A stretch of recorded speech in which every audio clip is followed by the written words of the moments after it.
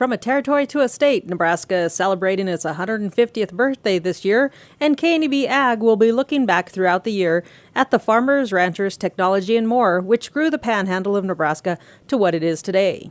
We kick off with a bit of history about Nebraska becoming a state. Nebraska was the first state to enter the Union after the Civil War in 1867.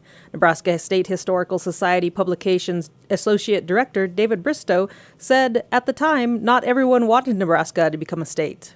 It became a partisan political issue. The president after the Civil War was Andrew Johnson, who was a Democrat. And when you're a territory, the president appoints the territorial governor and the other territorial offices. And so Democrats in the state preferred to stay as a territory because they knew that by that point Nebraska probably had a Republican majority. If it came down to an election, they would probably lose their jobs. He added, with territories, the federal government pays the expenses, but once you become a state, the people are taxed for expenses, and a lot of people wanted to continue to do things without paying.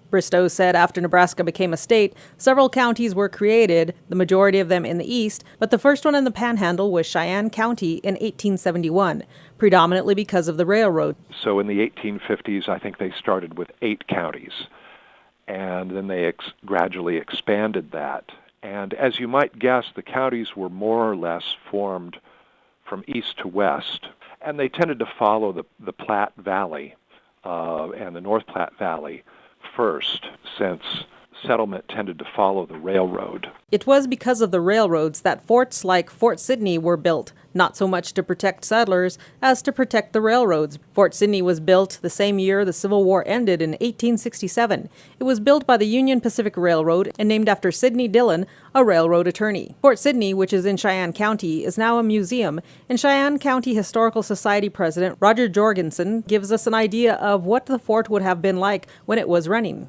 The fort started with 2 companies, an infantry and a cavalry company, and ended up with 3 companies later.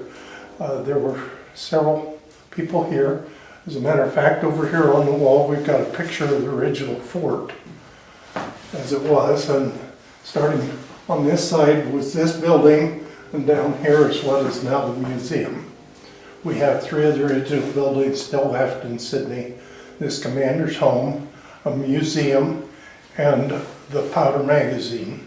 While Fort Sidney saw the Black Hills Gold Rush, it also served as a base for the town to grow off of. And then commerce came in and so on and so forth, and Sidney was actually a jumping off point to the Black Hills when the gold was discovered up there. It was the shortest route, and many people came into town, and the town at different times would double in size from say 1,000, and then the next day there might be 2,000 people here, maybe in the next day there might be 1,000 people here, because that many people were headed for the Black Hills.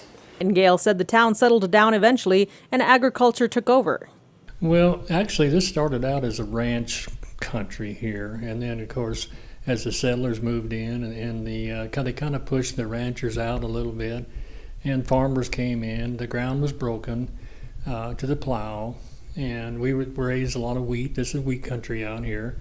And down through the valley is corn country. We have a lot of irrigation here. And this all goes back to, say, in the 1880s, 70s, and 80s, and through there is when it really started to become settled land through here. Fort Sidney closed in 1894. The buildings were sold and some torn down, according to Jorgensen. He added some were even moved, but the commander's home and a few others survive and have been refurnished in the style of the times when the military lived in them. In celebration of Nebraska's 150th birthday, the fort will host some events in the summer, and in December will celebrate an old-fashioned Christmas. Looking back on 150 years of Nebraska history, in Sidney, I'm Chabela Guzman with KNEB.TV News.